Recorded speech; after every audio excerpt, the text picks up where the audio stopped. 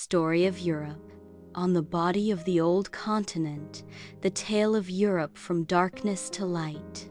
Forest and iron, before civilization.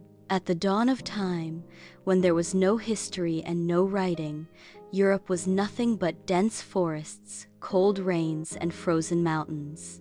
Humans lived in caves, worshipped thunder and fire, chased deer with stones and sticks. There were no kingdoms, no nations, only scattered tribes surviving on hunting and gathering. In the northern Germanic woods, deer and snow reigned. In the west, Celtic tribes played music on reeds and worshipped trees. And in the south, on the Mediterranean shores, light began to rise from Greece and Rome. Rome. The birth of order. Tiny Rome began as a village on the Tiber River, then became a city, then a mighty empire ruling most of Europe. Rome taught Europe how to build straight roads, how to write laws, how to form an army, how to record history, how to shape a common language. The Roman beard was a sign of manhood, the toga, a mark of power, and Latin, the tongue of a continent.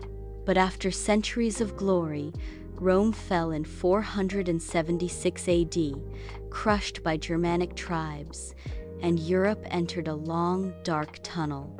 The Dark Ages, when reason slept in the Middle Ages, Europe sank into centuries of darkness, endless tribal wars, widespread ignorance and illiteracy, the church holding absolute power, blessing kings, condemning thinkers. The peasant slept on bare ground, ate rough bread, and owned nothing of his life. 12 lords ruled the land, and life was nothing but servitude. Women were traded like goods. Cities were filthy, medicine primitive, and people died from plague and simple wounds. The Renaissance. Light returns from the south. In the 14th century, Italy began to change. People rediscovered the books of Greece and Rome. Art was reborn, and humanity returned to the center of the picture. In Florence, Leonardo da Vinci dreamed of flight.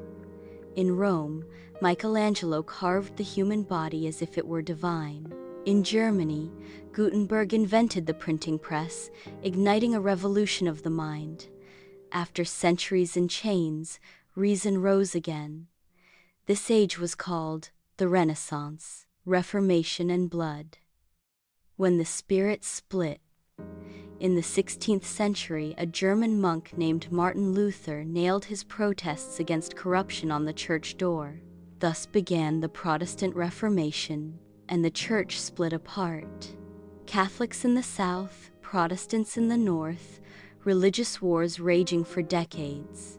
Cities burned, people died in God's name. But amid the blood, something new was born, freedom of thought. Enlightenment in science. When the mind spoke in the 17th century, Descartes declared, "I think, therefore I am." Newton proclaimed, "The universe is ruled by laws." Voltaire insisted, "I may disagree with you, but I will defend your right to speak." This was the age of enlightenment. Universities spread, philosophy left the monasteries, debate flourished, Europe began to rebuild, not on faith alone, but on science and reason, revolution and industry, when the people rose. In 1789, the French Revolution erupted.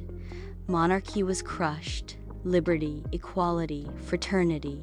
People believed at last that they could shape their destiny. Then came the Industrial Revolution. Factories roared in Britain. Europe shifted from farming to machines. Peasants left the fields for factories. A working class was born. Railways spread. Cities grew like wild beasts. But behind the smoke, poverty and exploitation thrived. Karl Marx wrote his theory, and workers' movements began to rise. The Great Wars. When the continent burned in the 20th century, World War I erupted. 17 million dead, Europe consumed by trenches, empires collapsed, borders redrawn. Only 20 years later came World War II. Over 60 million dead, cities reduced to rubble, Jews burned in Hitler's camps. The atomic bomb ended the war, terrifying the world. Europe emerged broken, weeping, devastated. Union and modernity. When the shattered came together, in 1957, a new dream began, a united Europe. The continent of war turned into a project of peace.